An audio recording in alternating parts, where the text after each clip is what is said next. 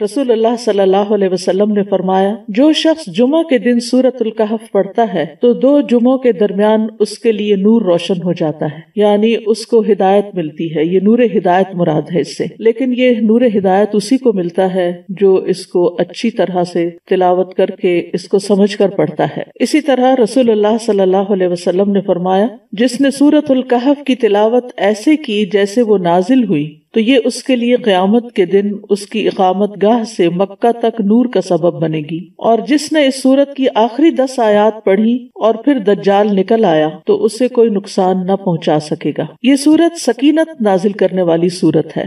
صحیح بخاری میں آتا ہے براء ابن عازب سے، وہ کہتے ہیں کہ ایک شخص نے سورۃ الکہف پڑھی تو اس کے گھر میں بندھا ہوا ایک جانور یعنی اس کا گھوڑا بدکنے لگا. اس پر اس نے سلامتی کی دعا کی تو اچانک اس کے سر پر ایک ابر سایہ کیا ہوا تھا، یا جیسے ایک شینڈلیئر سا. اس نے نبی صلی اللہ علیہ وسلم سے اس کا ذکر کیا تو آپ نے فرمایا اے شخص تو پڑھتا ہی رہ، کیونکہ یہ تو طمانینت اور سکینت تھی جو قرآن پڑھنے کی بدولت اتری تھی. ویسے تو قرآن مجید کا کوئی حصہ بھی پڑھا جائے تو اس سے اطمینان اور تسکین حاصل ہوتی ہے، لیکن خاص طور پر سورۃ الکہف، کیونکہ سورۃ الکہف میں 7 رحمتوں کا ذکر ہے اور یوں یہ ہفتے کے 7 دنوں کے لیے کافی ہو جاتی ہیں. آیت نمبر 16 میں آتا ہے ینشر لکم ربکم من رحمتہ، تمہارا رب تمہارے لیے اپنی کچھ رحمت کھول دے گا.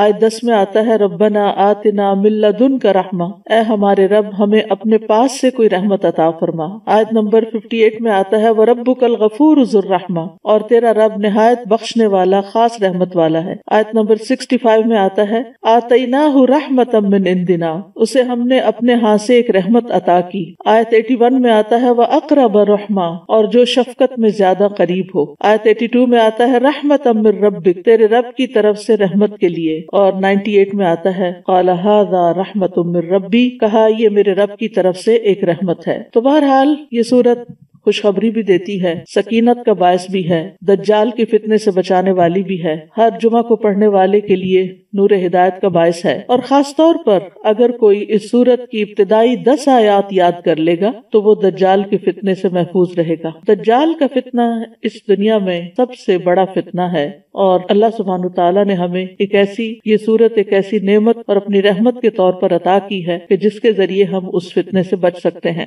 سورت کا آغاز الحمدللہ سے ہوتا ہے. الحمدللہ الذی انزل علی عبدہ الکتاب ولم یجعل لہ عوجا، اللہ کا سب تعریف اللہ کے لیے ہے جس نے اپنے بندے پر کتاب نازل کی اور اس میں کوئی ٹیڑھ نہیں رکھی. تو گویا آغاز میں قرآن کا ذکر ہے. سورت کا اختتام بھی قرآن کے ذکر پر ہوا. قل لو کان البحر مدادا لکلمات ربی لنفد البحر قبل ان تنفد کلمات ربی ولو جئنا بمثلہ مددا. تو چونکہ یہ سورت فتنے سے نجات کے لیے ہے، نہ صرف یہ کہ دجال کے بلکہ اور بھی جو فتنے انسان کی زندگی میں آتے ہیں، جیسے مال کا فتنہ، قدرت اور غلبے کا فتنہ، علم کا فتنہ، دین کا فتنہ، تو اس اعتبار سے یہ سورت الکہف اپنے نام کے اعتبار سے بھی سمبولک ہے کہ کہف جو ہوتا ہے یا کیو جو ہوتی ہے وہ پناہ لینے کے لیے ہوتی ہے، اور ایسی جگہ پر جہاں اور کوئی بھی چیز انسان کو پناہ نہیں دے سکتی. تو اس لیے اس سورت کے اندر بہت سی دلچسپ چیزیں ہیں. سورت کا آغاز الحمدللہ سے ہے، اور پھر اس قرآن مجید کا آغاز بھی الحمدللہ سے ہے. اور اس سورت میں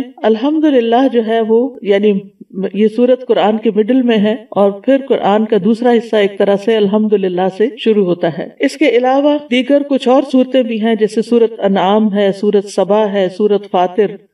یہ تمام صورتیں بھی الحمدللہ سے شروع ہوتی ہیں کہ سب تعریف اللہ سبحانہ تعالیٰ کے لیے ہے، اور اللہ ہی کے لیے، اللہ ہی کی ذات وہ ذات ہے کہ جو انسان کو ہر طرح کی پریشانیوں اور ہر طرح کے فتنوں سے بچا سکتی ہے، اور اس کے لیے اس نے قرآن جیسی نعمت نازل فرما کر ہمارے لیے فتنوں سے بچنے کا بندوبست فرما دیا.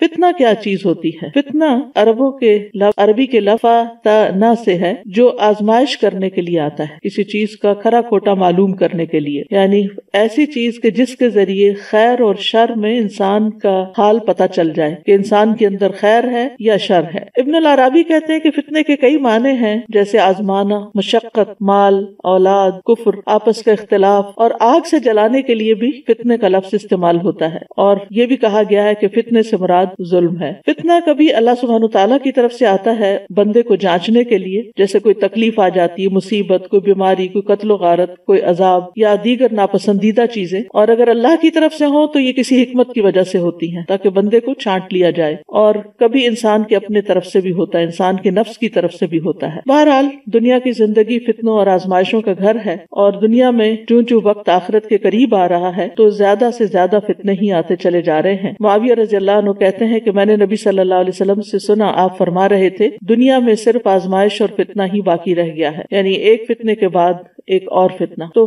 چونکہ دنیا کی زندگی اوور آل ہی ایک امتحان ہے، تو اس میں جب سخت امتحان آ جاتے ہیں تو انسان کے لیے بہت ضروری ہوتا ہے کہ وہ کسی کہف کی طرف، کسی کیو کی طرف پناہ لے اور اپنے آپ کو ان فتنوں سے بچائے تاکہ اس کی آخرت محفوظ رہے۔ ابو سعید کہتے ہیں رسول اللہ صلی اللہ علیہ وسلم نے فرمایا، وہ زمانہ قریب ہے جب مسلمان کا بہترین مال بکریاں ہوں گی جن کو لے کر وہ پہاڑوں کی چوٹیوں اور بارش کے مقامات کی طرف نکل جائے گا اور فتنوں سے راہ فرار اختیار کر کے اپنے دین کو بچا لے گا۔ تو فتنے کے زمانے میں خاص طور پر اللہ تعالیٰ کے احکامات پر عمل کرنا اور اس پر استقامت اختیار کرنا بہت ضروری ہوتا ہے تاکہ انسان اپنی آخرت بچا سکے۔ فتنے کے دور میں دین پر عمل کرنے والے کے لیے اجر بھی بہت زیادہ ہے۔ آپ نے فرمایا، بلا شبہ تمہارے بعد صبر کے دن آنے والے ہیں، ان میں صبر کرنا ایسے ہوگا جیسے آگ کا انگارہ پکڑنا۔ ان لوگوں میں دین کے تقاضوں پہ عمل کرنے والے کو اس جیسے 50 عمل کرنے والوں کے برابر ثواب ملے گا۔ یعنی فتنے کے دور میں اگر کوئی شخص اپنے دین کو تھام کے رکھتا ہے تو اس کے لیے اجر بھی بہت بڑا ہے۔ آپ نے یہ بھی فرمایا کہ فتنے کے دور میں عبادت کرنا میری طرف ہجرت کرنے کی طرح ہے، اور ایسے میں انسان اپنے دین کی حفاظت کرے، اور اس کے لیے اگر کوئی ایک جگہ چھوڑنی پڑے یا کوئی اپنے اندر تبدیلی لانی پڑے تو وہ لانا ضروری ہے۔ اور فتنوں سے پناہ بھی مانگنی چاہیے۔ نبی صلی اللہ علیہ وسلم نے فرمایا، اعوذ باللہ من الفتن، میں فتنوں سے اللہ کی پناہ لیتا ہوں۔ اور ایک اور جگہ پر آتا ہے کہ اعوذ باللہ من سوء الفتن، میں فتنے کی برائی سے اللہ کی پناہ لیتا ہوں۔ ایک اور دعا ہے، اللہم انا نعوذ بک ان نرجع علی اعقابنا او نفتن عن دیننا، اے اللہ ہم اس سے تیری پناہ لیتے ہیں کہ ہم الٹے پاؤں لوٹ جائیں یا اپنے دین کے بارے میں کسی فتنے میں مبتلا ہو جائیں۔ اسی طرح ایک اور دعا بھی ہے، اللہم انی اسألک عملا بالحسنات وترکا للمنکرات واذا اردت فی قوم فتنة وانا فیہم فاقبضنی الیک غیر مفتون۔ اے اللہ بے شک میں تجھ سے نیکیاں کرنے اور برائیوں کو ترک کر دینے کا سوال کرتا ہوں، اور جب تو لوگوں کو فتنے میں مبتلا کرنا چاہے اور میں وہاں موجود ہوں تو مجھے فتنے سے بچا کر اپنے پاس بلا لینا۔ تو بہرحال انسان کے لیے فتنے تو کئی ایک ہو سکتے ہیں، لیکن سب سے بڑا فتنہ دین میں ہوتا ہے۔ اسی لیے اس صورت کے اندر جن 4 فتنوں کا ذکر کیا گیا ہے ان میں سب سے پہلے دین کے فتنے کی بات کی گئی ہے۔ بہرحال اللہ تعالیٰ سے دعا ہے کہ وہ ہمیں اس صورت کو صحیح طور پر سمجھنے کی توفیق دے، اور آج کل کے حالات میں جو سب لوگ پریشانی کا شکار ہیں ان میں ان کے لیے ایک امید کا پیغام ہو۔ تو سب سے پہلے بسم اللہ الرحمن الرحیم، ہر صورت کے آغاز میں بسم اللہ ہوتی ہے، اور بسم اللہ جو ہے سوائے سورت التوبہ کے، لیکن سورت النمل میں بسم اللہ الرحمن الرحیم کی آیت آتی ہے، جس سے یہ پتہ چلتا ہے کہ قرآن مجید میں 114 بار بسم اللہ کا ذکر ہے۔ تو اس آیت کی اہمیت کے پیش نظر ہم تھوڑی سی بات اس کے اوپر کریں گے کہ قرآن مجید کے شروع میں یا تلاوت کے شروع میں بسم اللہ پڑھنا کیوں ضروری ہے۔ بسم اللہ کیا ہے؟ اللہ کے نام کے ساتھ جو بہت مہربان، بار بار رحم فرمانے والا ہے، یعنی میں اس سورت کا آغاز اللہ کے نام کے ساتھ کرتی ہوں، اور اللہ کا نام جو ہے وہ بہت بابرکت ہے۔ تبارک اسم، جیسے سورت الرحمن میں آتا ہے، تبارک اسم ربک ذی الجلال والاکرام، بہت بابرکت ہے تیرے رب کا نام جو جلال و اکرام والا ہے۔ تبارک اسم ربک ذی الجلال والاکرام۔ تو بہرحال جب ہم اللہ کے نام سے کوئی چیز شروع کرتے ہیں تو پھر برکت بھی آتی ہے، اللہ کی مدد آتی ہے، اللہ تعالیٰ کی طرف سے رحمت آتی ہے، اور وہ کام ہمارے لیے آسان ہو جاتا ہے۔ اور پھر اس میں ہم دیکھتے ہیں کہ الرحمن الرحیم، اللہ سبحانہ تعالیٰ کی 2 صفات اس کا ذکر آیا ہے، اور یہ دونوں ہی ان کا اصل مادہ جو ہے وہ رحم ہے، کہ اللہ کے نام کے ساتھ جو بہت مہربان، بہت رحم فرمانے والا ہے۔ تو اس سے یہ پتہ چلتا ہے کہ قرآن کا نزول جو ہے یہ سراسر اللہ کی رحمت، اور قرآن پڑھنے کی توفیق جو ہوتی ہے انسان کو، یہ بھی سراسر اللہ سبحانہ تعالیٰ کی رحمت سے ہوتا ہے۔ جب تک اس کی رحمت نہ ہو تو ہم نہ قرآن کو پڑھ سکتے ہیں نہ اس کو سمجھ سکتے ہیں۔ اور قرآن کا نزول جو ہے یہ بھی سراسر اللہ سبحانہ تعالیٰ کی رحمت ہی کی مینیفیسٹیشن ہے۔ الرحمن علم القرآن، کہ رحمان ہے جس نے قرآن کی تعلیم دی ہے۔ تو اس سے سے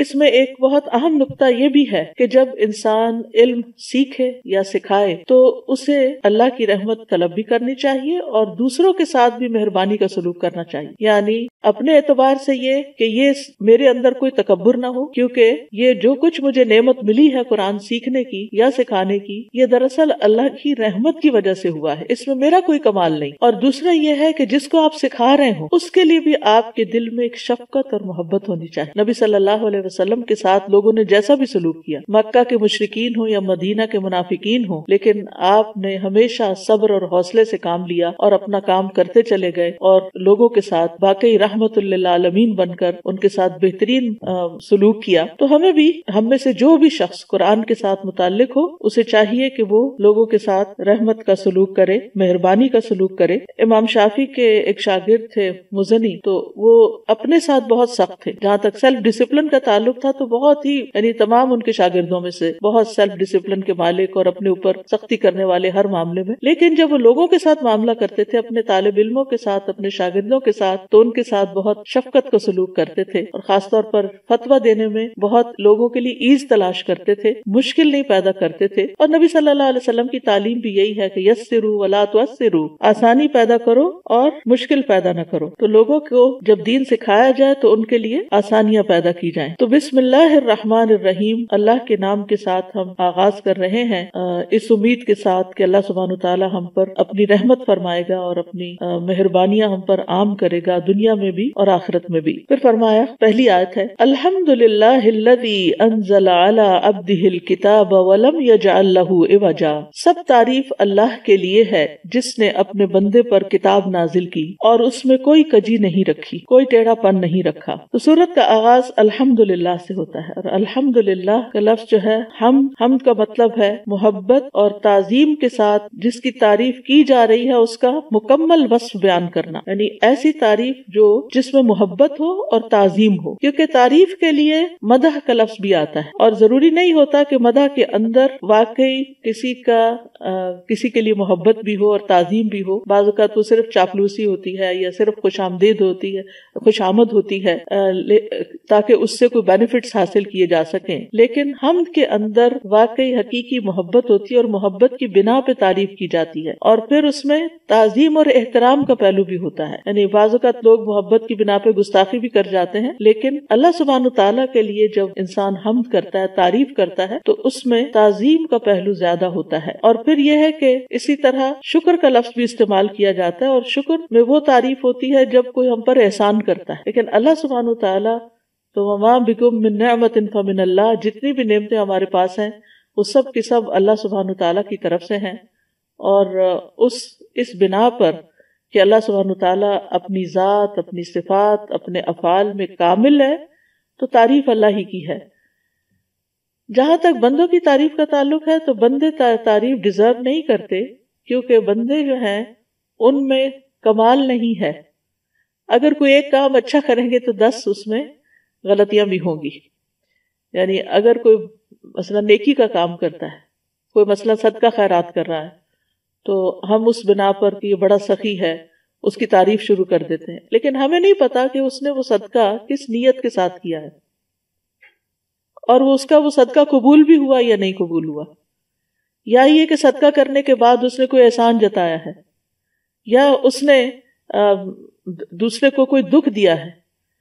تو اب ہم تو صرف ایک ظاہری صورت دیکھ رہے ہیں کہ فلاں نے اتنا لوگوں میں تقسیم کیا یا بانٹا یا دیا یا اللہ کی راہ میں دیا، لیکن یہ کامل وصف نہیں ہے اس کے اندر اس کی نیت کی خرابی بھی ہو سکتی ہے اور اس میں اذیت بھی ہو سکتی ہے یا کوئی اور مشکل بھی آ سکتی ہے. لیکن اللہ سبحانہ تعالیٰ جب اس کی تعریف کی جاتی ہے تو وہ مکمل تعریف ہوتی ہے. تو الحمدللہ، تعریف اللہ کے لیے ہے. یہ جو لام ہے للہ میں، یہ لام جو ہے یہ اختصاص کا بھی ہے اور استحقاق کا بھی ہے. استحقاق کا مطلب یہ ہے کہ اللہ سبحانہ تعالیٰ ہی حقدار ہے، اور حمد حمد اللہ ہی کے ساتھ خاص ہے، بندوں کی حمد نہیں ہو سکتی. اسی لیے آپ دیکھیں نا کہ جب کسی شاعر کو کسی بادشاہ کی تعریف لکھنی ہوتی ہے تو اس کو کیا کہتے ہیں؟ مدح. اسی طرح رسول اللہ صلی اللہ علیہ وسلم کی جب نعت لکھی جاتی ہے تو اس کو بھی مدح الرسول کہتے ہیں، حمد الرسول نہیں کہتے. ہم صرف اللہ کے لیے، الحمد للہ، کہ تعریف صرف اور صرف اللہ کے لیے ہے. اور پھر ال جو شروع میں آیا ہے سب تعریف یعنی مکمل،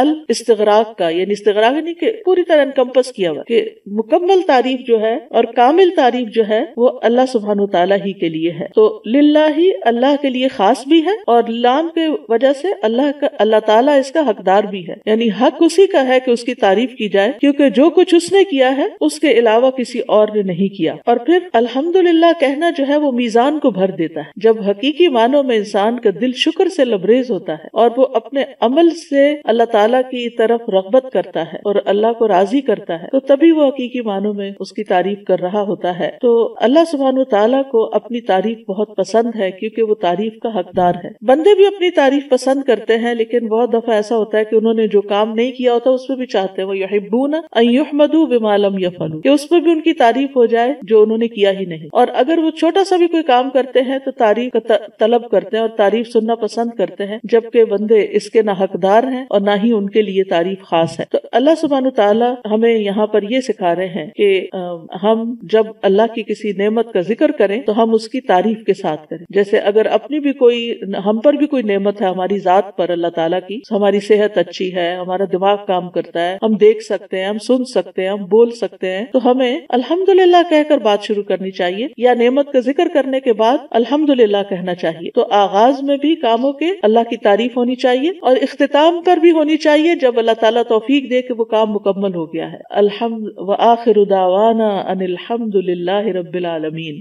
اور اللہ سبحانہ تعالیٰ اپنے کاموں کی ابتدا بھی اور اختتام پر بھی اپنی ذات کی تعریف کرتا ہے. وَلِلَّهِ الْحَمْدُ فِي السَّمَاوَاتِ وَالْأَرْضِ وَلَهُ الْكِبْرِيَاءُ، کہ سب تعریف اللہ ہی کے لیے ہے، آسمانوں میں بھی اور زمین میں بھی، کیونکہ وہی دراصل حقدار ہے. اور اسی طرح یہ ہے کہ دنیا میں بھی اللہ تعالیٰ کی تعریف ہے اور آخرت میں بھی. سورۃ القصص میں آتا ہے وَهُوَ اللَّهُ لَا إِلَٰهَ إِلَّا هُوَ لَهُ الْحَمْدُ فِي الْأُولَىٰ وَالْآخِرَةِ وَلَهُ الْحُكْمُ وَإِلَيْهِ تُرْجَعُونَ. اور وہی اللہ ہے جس کے سوا کوئی معبود نہیں، اسی کے لیے دنیا اور آخرت میں سب تعریف ہے اور اسی کے لیے حکم ہے اور اسی کی طرف تم لوٹائے جاؤ گے. یعنی حمد فی الاولی والآخرہ، اول بھی اور آخر بھی اسی کی تعریف. اسی طرح نبی صلی اللہ علیہ وسلم اللہ تعالیٰ کی تعریف اس طرح کیا کرتے تھے، خاص طور پر رکوع سے سر اٹھانے کے بعد ربنا ولک الحمد حمدن کثیرا طیبا مبارکن. تو ایک صحابی نے کہی تھی جس کو آپ نے اپریشیٹ کیا تھا کہ اس کو 30 فرشتے اٹھانے کے لیے آئے ہیں، اس کا اجر. اور حمدن کثیرا طیبا مبارکن فی کے علاوہ جو آپ فرماتے تھے کہ اللہم لک الحمد ملء السماوات وملء الارض وملء ما شئت من شیء بعد. اے اللہ تیرے ہی لیے ہر قسم کی تعریف ہے جس سے کہ آسمان بھر جائیں اور زمین بھر جائے. کتنی خوبصورت تعریف ہے کہ اتنی تعریف کہ جس سے آسمان بھر جائے اور زمین بھر جائے، اور اس کے بعد ہر وہ چیز جسے تو چاہے وہ بھر جائے. یعنی اللہ ہونا یہ چاہیے کہ بندہ اتنی اللہ کی تعریف کرے کہ دل بھرے ہی نہ، اور پھر وہ بے اختیار پکار اٹھے کہ یا اللہ تیری اتنی تعریف جس سے سارے آسمان بھر جائے اور ساری زمین بھر جائے، اور اس کے بعد جو چاہے تو اس کو بھی بھر دے. تو ایک دفعہ دل سے الحمدللہ کہنا میزان کو بھر دیتا ہے. یعنی اللہ سبحانہ تعالیٰ اتنا راضی ہوتا ہے اس بندے سے کہ جو اللہ کی تعریف کرتا ہے کہ اس کا نیکیوں کا پلڑا جو ہے وہ جھک جاتا ہے. اور اسی لیے ہمیں ساری نعمتوں پر اللہ تعالیٰ کی تعریف کرتے رہنا چاہیے.